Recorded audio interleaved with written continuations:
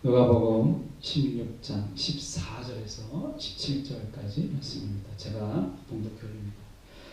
바리새인들은 돈을 좋아하는 자들이라. 이 모든 것을 듣고 비웃거늘 예수께서 이르시되 너희는 사람 앞에서 스스로 옳다는 자들이나 너희 마음을 하나님께서 아시나니 사람 중에 높임을 받는 그것은 하나님 앞에 미움을 받는 것입니다.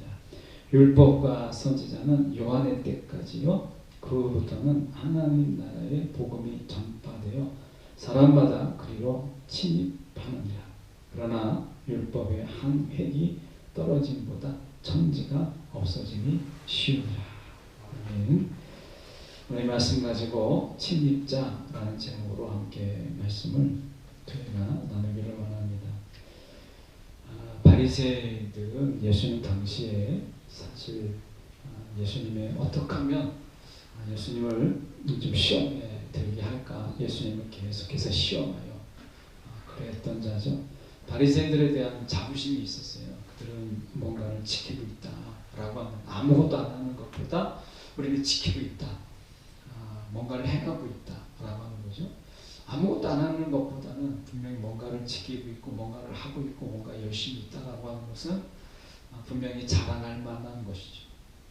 그래서 바리새인들의 자랑은 늘 어떻게 보면 뭔가를 지키고 있다라고 하는 것이었어요. 근데 오늘 분명히 예수님께서 하나님과 재물을 겸하여 섬길 수 없다, 이제 이렇게 말씀하셨잖아요. 하나님과 재물을 겸하여 섬길 수 없다. 그러니까 하나님을 좋아하면 재물을 좋아할 수 없다. 두 가지를 동시에 다 좋아하면서 살 수는 없다. 이렇게 얘기하셨단 말이죠.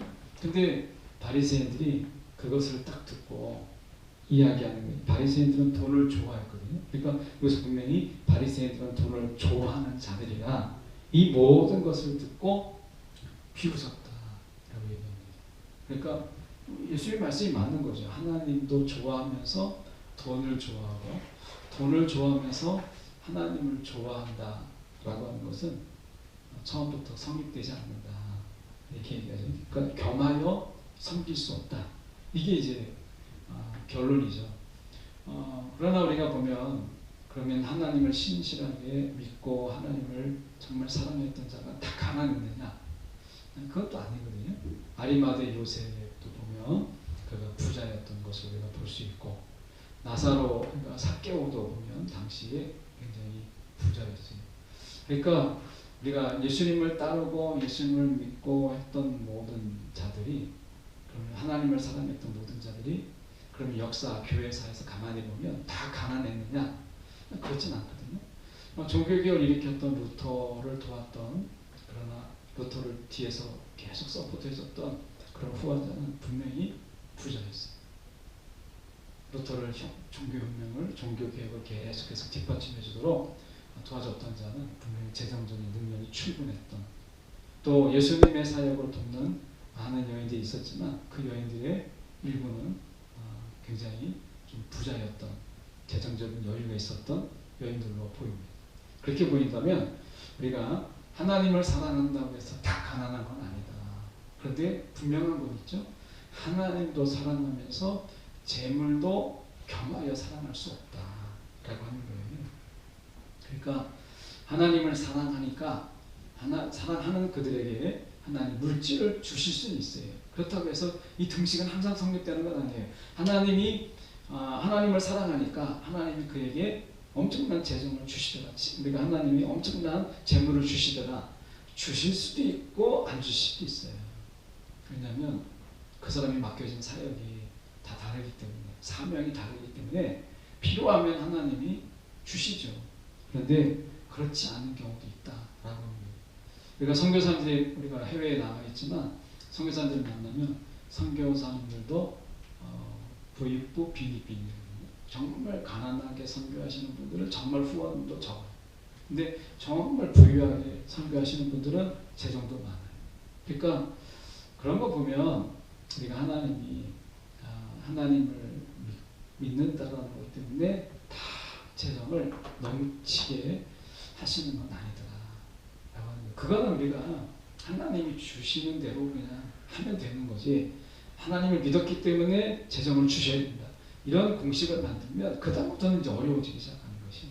그래서 우리가 하나님과 재물을 겸하여 섬길 수 없다라고 하는 이 하나님의 결론, 주님의 결론을 우리가 좀 인정할 필요가 있다라고 하는 거죠. 그러니까 하나님을 우리가 정말 섬기면 물질은 하나님의 필요에 따라서 우리에게 주시기도 하시고 또 하나님이 어떤 경우에는 그렇지 않은 경우도 있죠. 그러니까 이 부분은 우리가 좀 자유로워져야 된다라고 하는 거죠. 여기서 묶이기 시작하면 그 다음엔 이제 시험에 들어요. 하나님을 믿었는데 왜 물질을 주시지 않지? 이렇게 되는 거죠. 그러니까 자꾸 그러다 보면 하나님을 믿었다라는 것 때문에 내가 자꾸 하나님 앞에 재물이 있어야 될 것처럼 이렇게 되는 거죠. 그래서 균형이 이제 깨지게 된다라고 하는 거예요. 근데 우리가 돈을 좋아하는 바리새인들의 모습을 보십시오. 하나님과 재물을 겸하여 섬길 수 없다라고 하는 본 속에서 바리새인들은 아주 대표적인 존재예요. 그러니까 재물을 좋아하니까 하나님을 온전히 섬길 수가 없죠. 그러니까 속물 근성이 있는 거예요. 그러니까 하나님을 사랑하지 않으면서 재물을 좋아해요. 그런데 재물을 좋아하면서도 또 명예욕도 있었어요. 명예욕이 있다 보니까 15절에 예수께서 이르시되 너희는 사람 앞에서 스스로 옳다 하는 자들이나 너희의 마음을 하나님께서 아시나니 사람 중에 높임을 받는 그것은 이렇게 됐어요. 사람들 중에 우리가 높임을 받는다. 그러니까 명예욕이 있는 거죠. 그러니까 바리새인들은 돈도 좋아했고 명예욕도 굉장히 많았어요. 그래서 사람들 앞에서 높임을 받기를 원했고 사람들이 그걸 우러러보기를 원했어요. 이 바리새인들은 사실 욕심이 많았어요.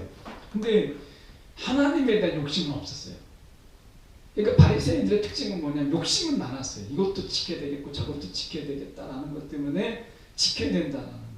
그리고 또 돈을 또 사랑했고 자기가 사람들보다 높은 자리에 앉는 명예욕도 있었어요.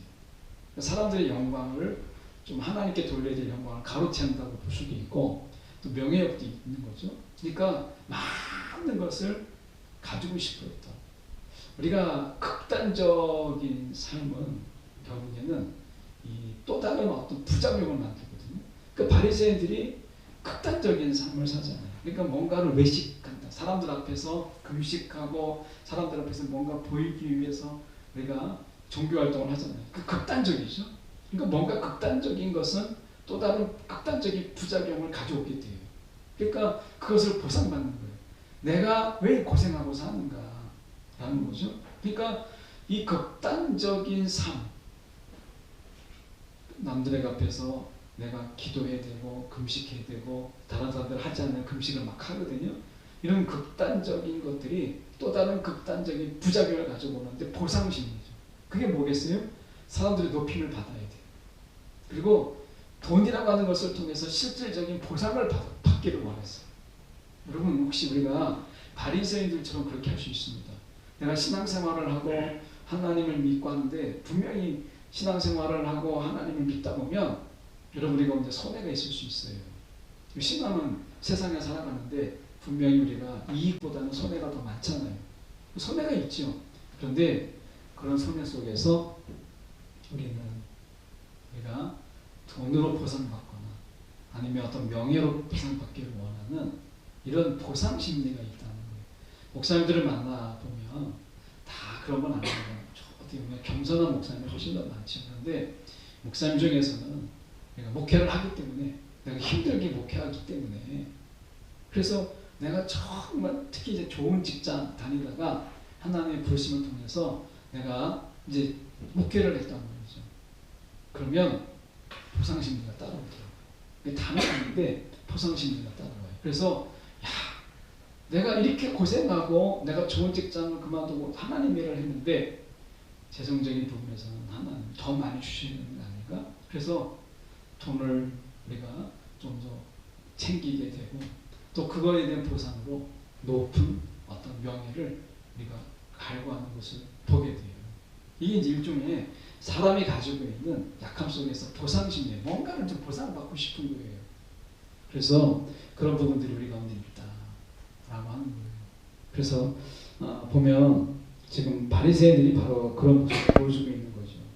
그러니까 그런데 지금 예수님께서 아주 중요한 말씀을 하셨어요. 15절에 우리가 하반절에 보시면 그것은 하나님 앞에 미움을 받는 것입니다. 하나님이 싫어하신다는 거예요. 미움을 하나님 미워하신다는 게 그거는 그 보상심이죠. 하나님이 채워주지 않는 하나님을 기업으로 삼지 않는 가운데서 내가 이렇게 외식했기 때문에 나는 다른 사람들보다 높임을 받아야 되고 내가 이렇게 했기 때문에 나에게 돈이라고 하는 것을 통해서 보상을 나한테 있어야 된다라고 하는 이런 어떤 직접적인 보상 심리를 하나님은 미워하셨다는 거예요. 기뻐하지 않으셨다라고 하는 거죠. 여러분 우리 신앙생활 속에서 그냥 하나님 때문에 손해보는 것 생활하다 보면 하나님 때문에 우리가 손해보는 게 있죠. 그냥 손해보는 것을 잊어버리는 게 좋아요. 내가 이걸 손해봤기 때문에 막 보상심리 생각해서 언젠간 채워주시겠지, 언젠간 분명히 이것을 기억했다가 하나님이 정말 30배, 60배, 100배로 하나님이 채워주시겠지 라고 하는 것을 여러분 우리가 자꾸 기억하고 언제일까 라고 하게 되면 여러분 그 신앙은 정말 어렵습니다. 그래서 여러분 우리가 그런 말 있잖아요. 우리가 자꾸 잊어버려야 돼요. 내가 한 것은 잊어버리시고 하나님이 나에게 주신 것은 자꾸 기억하려고 하는 것이 신앙이거든요. 그러니까 우리가 보상심리라고 하는 부분을 좀 내려놔야 내가 한 것은 잊어버려요. 하나님이 기억하면 되니까. 그러니까 내가 받은 거는 기억해야죠. 근데 내가 어떻게 보면 행한 것들, 내가 하나님 앞에 내가 정말 감사함으로 행했던 것들을 여러분 기억하면서 야 언제 갚아주시려나? 이런 마음 자체를 내려놓을 필요가 있다 라고 하는 거예요. 그래서 말씀해 보시면 우리가 16절이 오늘 저희가 좀 어려운 말씀인데요. 이것을 좀 저희가 길게 하려고 하는데 율법과 선지자는 이렇게 되어 있습니다.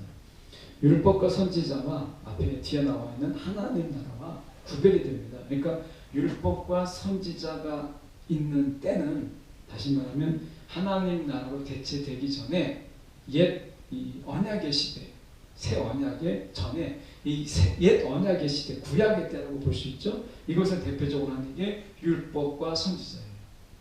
율법과 선지자가 우리가 대표적인 그런 구시대, 옛 시대라고 볼 수 있죠. 그래서 예수님이 변화산 사건 속에서 나타났던 게 하나는 모세였고 하나는 엘리야죠.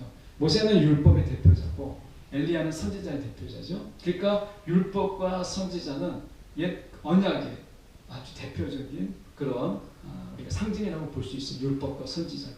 그러니까 율법과 선지자가 이제 구약의 때가 어느 때까지냐? 구약의 때가 그때는 요한의 때까지라고 얘기합니다. 그 구약의 때는 말라기가 아니라 구약의 때는 이제 말라기가 끝나고 400년 공백기가 있고 그 다음에 마태복음에 나오는 가운데서 세례 요한의 때까지가 율법과 선지자의 마지막 때예요. 그 마지막 때에 그 정점이 누가 있느냐? 세례 요한이 그 정점 가운데 있으니까 율법과 선지자는 우리가 말라기서가 끝나는 구약으로 끝나는 것이 아니고 지금 시대 구별을 본다면 율법과 선지자는 요한의 때까지라고 했으니까 구약의 옛 언약의 마지막 정점은 세례 요한인 거예요. 이게 구약이죠. 그리고 그 후부터 세례 요한의 그 이후부터는 이제 새 시대의 도래예요. 이 새 시대를 한마디로 얘기하면 하나님 나라의 복음이다. 하나님 나라다라고 이야기하고 있는 거죠. 그러니까 시대를 하나님 나라의 전과 하나님 나라의 후로 나눠지는 거예요. 시대 구분이 둘로 나눠지는 거죠.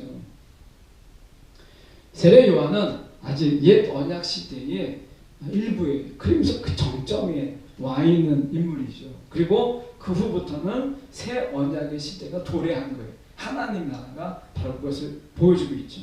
그런데 말씀해 보면 이 하나님 나라의 복음이 전파되어 사람마다 그리로 침입하느니라 라고 되어 있어요. 이것은 우리가 볼 때 침입한다라는 말이 우리가 보면 믿음으로 하나님 나라는 우리가 어떻게 들어가죠? 믿음으로 들어가요. 믿음. 그 믿음이 아니고서는 누구도 강제적으로 하나님 나라를 들어갈 수가 없죠. 그런데 성경에 보면 하나님 나라의 복음이 전파되어 사람마다 그리로 침입하느니라. 믿음으로 절차적인 어떤 과정을 거치지 않고 굉장히 과격하게. 그래서 우리가 다른 새 번역으로 보면 거기에 억지로 밀고 들어간다. 사람들이 하나님 나라 들어가기 위해서 막 문정성시를 이루고 그리고 뒤에서 밀게 되면 앞사람 어떻게 할 수 있는 방법이 없어요.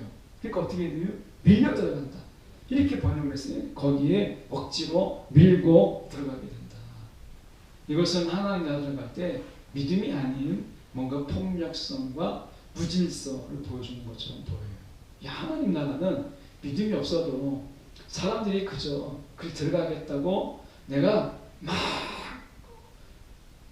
폭력을 가지고 그리고 하나님 나라 들어가게 되면 이건 되는구나. 마치 어디에 침입하는 것처럼 이렇게 이야기하는 것처럼 보여요. 본문의 말씀이. 그래서 우리가 하나님 나라를 우리가 그런 설교도 있잖아요. 하나님 나라를 우리가 믿음으로 우리가 정말 침입해야 된다. 그래서 하나님 나라를 들어가기를 위해서 정말 애써야 된다 라고 하는 것을 이야기하고 있는 거예요. 근데 한편으로 우리가 가만히 보시면 16절을 우리가 좀 더 보시면 율법과 선지자는 요한의 때까지요. 그후부터는 하나님 나라 복음이 전파되어 이렇게 돼 있어요. 사람마다 들음이 전파된 이제 들은 자들이잖아요. 그런 들은 자들이 그리로 침입하느니라 라고 되어 있죠.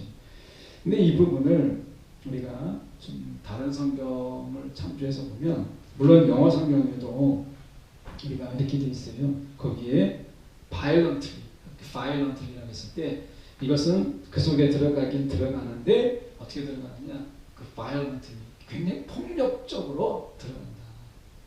이렇게 번역한 영어 번역도 있어요. 또 다른 번역에 보면 우리가 어떤 강압적으로 우리가 그 속에 들어가게 된다라고 하는 말도 있어요. 그런데 우리가 좀 더 이 본문의 의미를 좀 생각해 본다면 수동태적인 해석이 더 우리가 이 본문에서 맞다라는 거예요. 침입하느니라고 하는 것은 약간 중간태로 번역을 한 것인데 이 중간태로 번역을 하는 게 아니라 수동태로 번역을 하는 것이 더 맞지 않느냐라고 하는 의견이 있습니다. 그래서 그런 신학 견해가 있는데 저는 그 부분을 약간 좀 더 지지하는 편입니다. 그래서 보면 우리가 하나님 나라의 복음이 전파되어 사람마다 그리로 침입하느니라가 아니라 우리가 침입하게 된다라고 하는 거죠. 침입하게 된다. 이게 수동태적인 부분이라고 수동태를 우리가 해석해 봐야 되는데 창세기 33장 11절의 말씀에 보면 이렇게 되어 있습니다. 하나님이 내게 은혜를 베푸셨고 내 소유도 족하오니 청하건대 내가 형님께 드리는 예물을 받으소서 하고 그에게 강권함에 받습니다. 이 장면이 어느 장면이냐면 이제 야곱이 돌아오는 가운데 에서를 만나게 되잖아요. 에서를 만나는 장면이에요.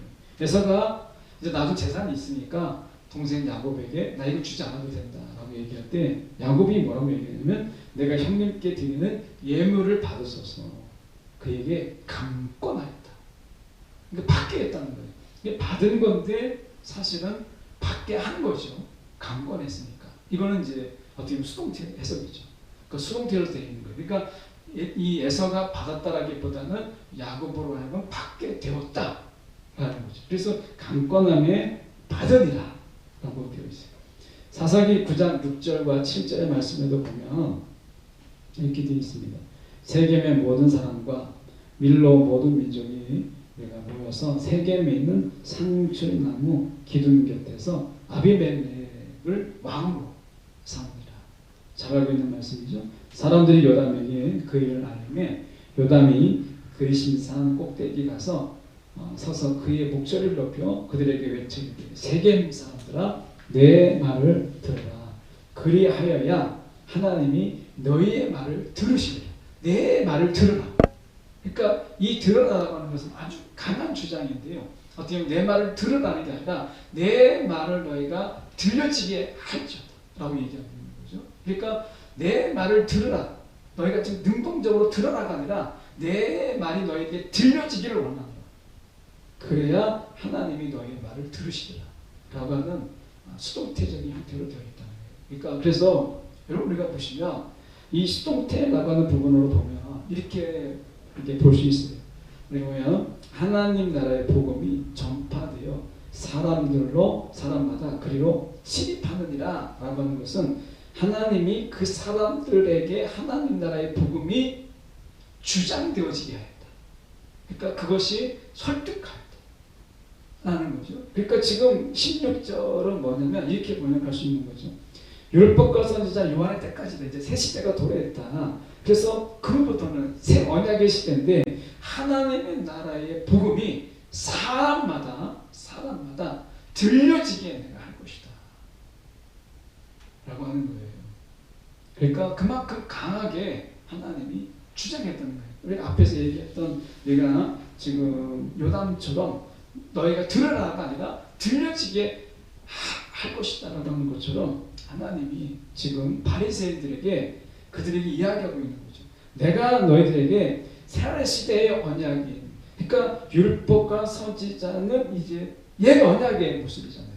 그 옛 언약의 모습인데 내가 지금 하나님 나라의 복음이 전파되어 사람마다 그리고 침입하느니라 라는 말을 우리가 수동태적인 해석으로 되면 하나님 나라의 복음이 전파되는데 사람마다 그것에 설득되어지게 하리라 라고 하는 거예요. 그러니까 지금 이 본문 속에서 본다면 바리새인이라도 예수님께서는 저 외식하는 자, 돈을 사랑하는 자 하고서 예수님이 그들에게 하나님 나라의 복음을 전하는 것을 포기해버렸다는 게 아니라 본문에서 보면 하나님 나라의 복음, 새신대의 이 복음을 바리새인이라 할지라도 돈을 사랑하는 자라 할지라도 세상의 명예를 좋아하는 자라 할지라도 하나님께서 그들에게 하나님 나라의 복음을 설득하고 들려지게 하시겠다 라고 하는 이 말씀이라는 거예요.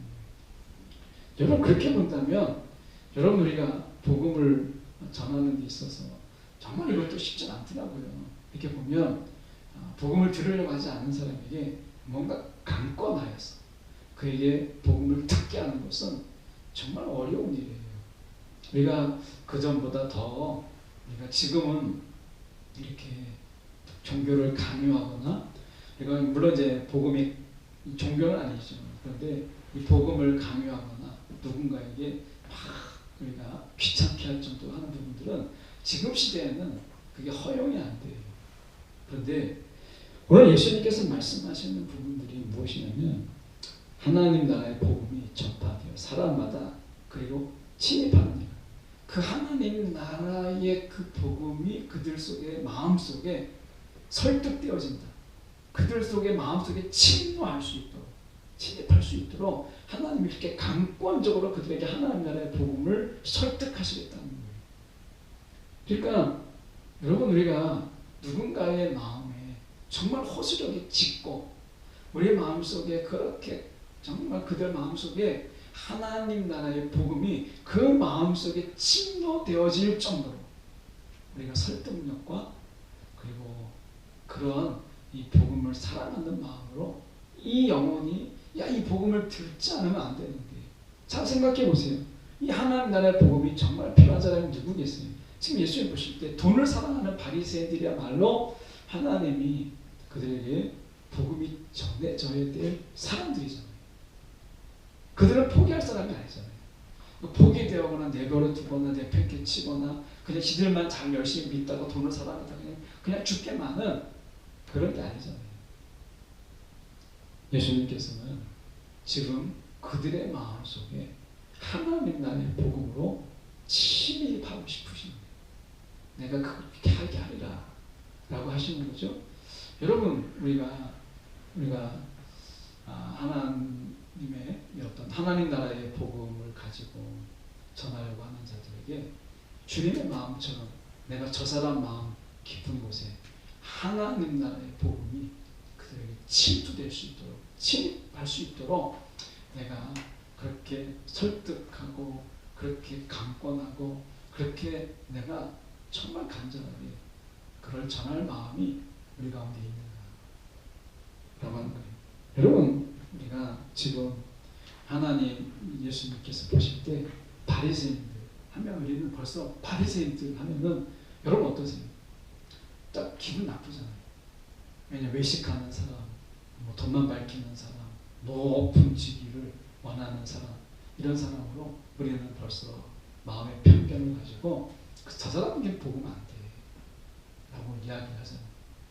그런데 우리가 복음의 전도의 역사를 보면 정말 어느 때 복음에 정말 강력한 힘을 발휘했느냐, 바리새인들 같은 자들이, 이런 자들에게 하나님 나라의 복음이 그들의 심령 속에 침투될 때 그 한 사람의 변화, 그들의 변화가 엄청난 파장을 사회적으로 가져오고 그리고 그런 영향력을 가져오는 것을 보게 돼요.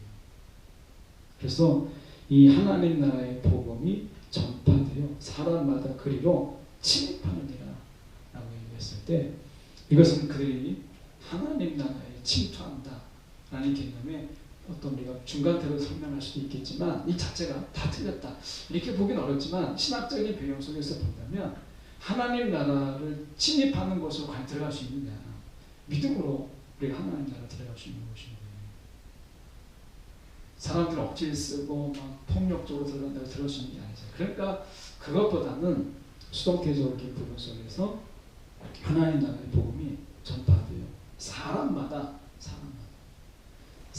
하나님 나라의 그 복음이 침투되는 거예요. 침입되는 거죠. 이것으로 말미암아 그들이 하나님 나라에 들어갈 만한 자가 되는 것이죠. 여러분, 오늘 우리가 이런 소망이 좀 있었으면 좋겠어요. 사람의 심령 속에 우리로 인해서 하나님 나라의 복음이 그들 속에 침입되고 침투되고, 그런 침입자, 사람의 마음 속에 하나님 나라의 복음으로 침입하는 자, 우리가 이 시대에 하나님이 그런 자를 찾으시는 거죠. 침입자. 그래서 우리가 이 존 스토트가 이야기할 때 늘 세상의 복음과 세상을 늘 이야기할 때 그는 침투를 이야기했어요. 우리가 어떤 존재냐? 우리가 세상 속에 침투된 자다. 그 침투, 깊숙이 침투되어서 그들 속에서 우리가 그들을 동화시키고 그들을 변화시키는 일들을 우리가 감당하는 것이죠. 그런데 우리가 세상을 우리가 가만히 보면, 여러분, 우리가 다 세상의 사람들에게 하나님 나라의 복음으로 그들 심령 깊은 곳까지 침투한 자입니까? 아니면 침투된 자입니까?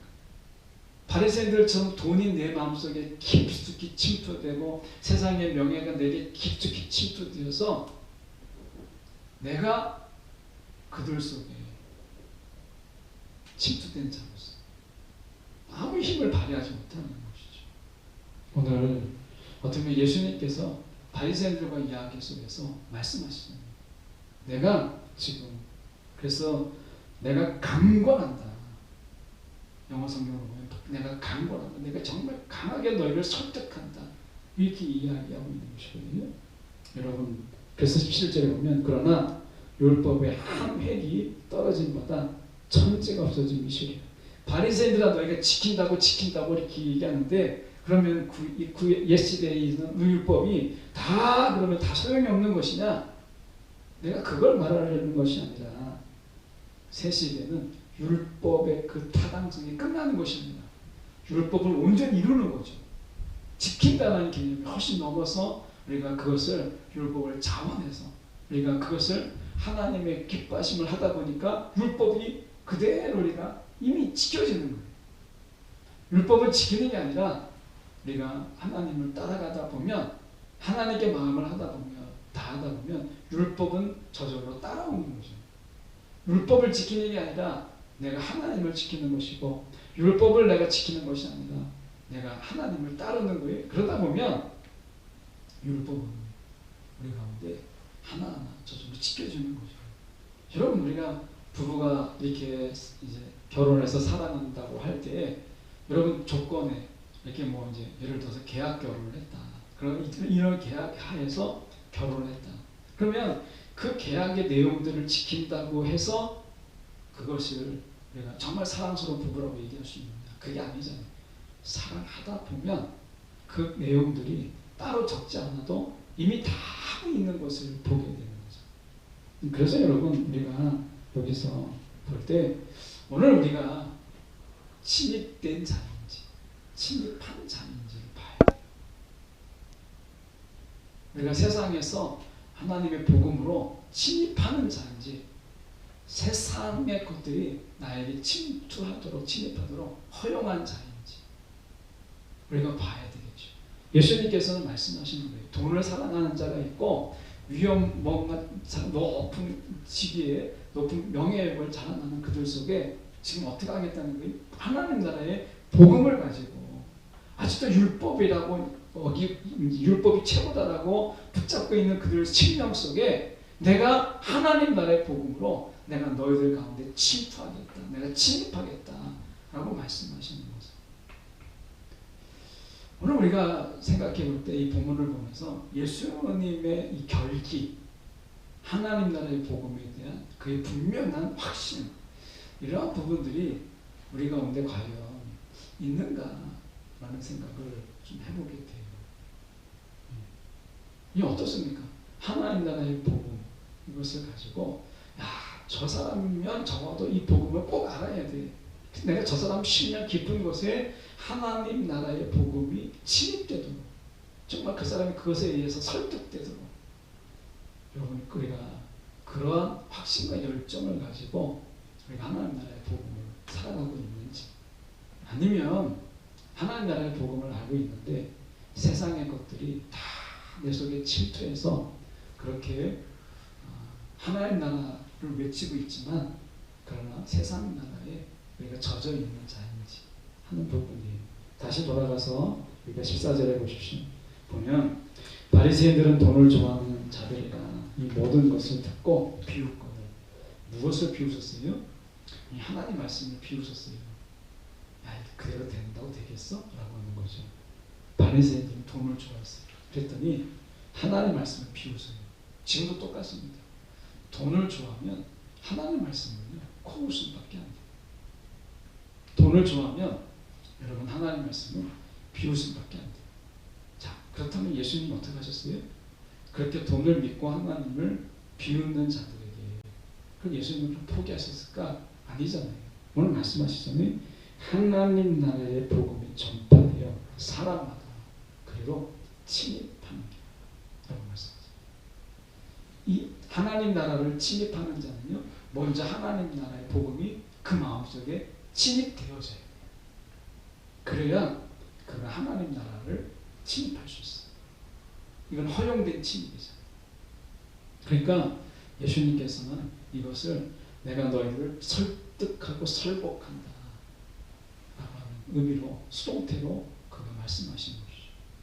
여러분 오늘 우리가 하나님 나라의 복음은 어느 심령 속에 침투되지 못할 사람이 없습니다. 우리가 하지 않아서 그렇지. 그러니까 그가 바리새인이라 할지라도 그가 더 어떤 사람이라 할지라도 하나님 나라의 복음이 그 심령 속에 침투되지 못할 사람은 없다 라고 하는 거죠.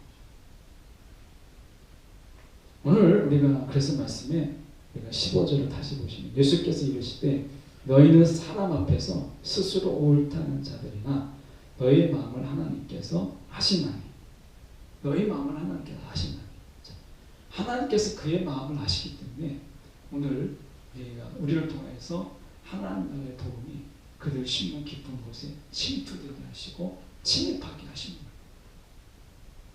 오늘 우리는 하나님 말씀을 그들 심령 가장 깊은 곳에 침투시키는 자. 그게 우리의 어떤 지금 사명이고 감당이 될 일이죠. 그러니까 우리 전사님들도 계시지만 우리가 결국에는 하나님의 말씀이라고 하는 것을 우리가 듣는 자들에게 가장 깊숙한 곳에 우리가 침투하게 하는 것이죠. 여러분 우리가 사실은 세상에 비웃음이 있어요. 우리가 돈을 자랑하는 자들이 많고 그러니까 마음에 외벽을 쌓고 마음에 성을 쌓고 하잖아요. 그러면 하나님 말씀이 우리가 다 의미가 없죠. 그래서 깊은 곳에 침투하지 않으면 설득되어지지 않고 그리고 그들에게 그런 강건함의 힘이 없다라는 거예요. 여러분 예수님께서도 우리가 지금 말씀하시는 게 하나님 나라의 복음이 전파돼 사람마다 그리로 침입합니다. 하나님께서 지금 예수님께서도 하나님 나라의 복음을 그런 심령 깊은 곳에 그들을 침입하게 함으로 인해서 그들이 하나님 나라를 침입하는 자로 세우시기를 원하시는데 우리가 수박 겉핥기처럼 우리가 그냥 화살만 쏘아대고 나가지도 않는데 그냥 급하니까 창이나 던지고 하면 여러분 그 심령 속에 돈으로 명예로 그리고 세상의 것으로 다 철벽을 친 그들을 어떻게 깊은 곳까지 하나님 나라의 복음을 침입시킬 수 있겠습니까?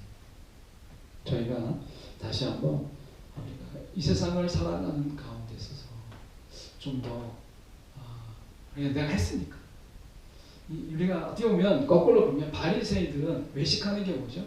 신앙의 모양만 내는 거잖아요. 그런데 한번 돌아봤어요. 저도 돌아보니까 전도의 모양만 내고 있는 건 마찬가지인 거예요. 바리새인들이 외식하면서 신앙의 모양을 내고 있는 것이나 우리가 그냥 돌만 몇 번 던져보고 내가 할 거 다 했다. 침입자가 아닌 정말 정교하고 절제되고 그러면서 우리가 단호하게 용감하게 침입하는데 이런 준비된 침입자가 아니라 돌 몇 번 던져보고 나 전도할 거 다 했다 라고 하는 것과 뭐가 다르죠? 바리새인들 욕할 게 아니라 바리새인들의 외식이나 우리의 복음의 흉내만 내는 거는 별반 차이가 없는 거고요. 삶의 부분 속에서 바리새인들은 그래도 외식하면서 그들이 뭔가를 열심히 율법을 지키려고 했는 부분에서 우리가 뭔가 내가 하나님의 말씀대로 살아보려고 하는 흉내를 내는 것과 별반 차이가 없는 거예요. 예. 여러분 차이를 느끼십니까? 그렇다면 정말 대단한 거죠. 근데 차이가 없는 거예요. 지금에 와서 새 시대에 여전히 옛 시대에 바리새인이 있었다면 이 말씀을 보면 내가 새 시대의 바리새인이구나. 옛 시대를 바리새인이라고 한다면 새 시대에는 내가 바리새인이구나 라는 생각을 가지지 않으십니까? 좀 먼저 우리 마음속에 복음이 하나님 나라의 복음이 내 마음속에 먼저 좀 깊이 침입돼야 되고 그리고 그 복음으로 인해서 누군가에게 깊은 심령까지 우리가 침입시켜야 되는 사명이 우리 가운데 있는 거잖아요. 근데 흉내만 내는 거예요. 몇 번 돌 던져보고 하나님 내가 공격해봤습니다. 내가 몇 번 해보고 하나님 내가 최선을 다했습니다. 하는 것과 무슨 차이가 있을까 라는 생각을 해보게 되는 것이죠. 여러분 우리가 이 시대의 바리새인이 아닌가 슬픈 지적이지만 이 부분에 대해서 아니다 하는 분들이 많아졌으면 좋겠다 라는 생각을 해보게 돼요. 바리새인들 우리가 하나님의 말씀을 비웃죠. 내가 대놓고 비웃지는 않지만 사라처럼 하나님의 말씀 하실 때 코웃음을 치고 웃어버리고 하는 그런 냉소적인 웃음 우리 가운데 진짜 없습니까?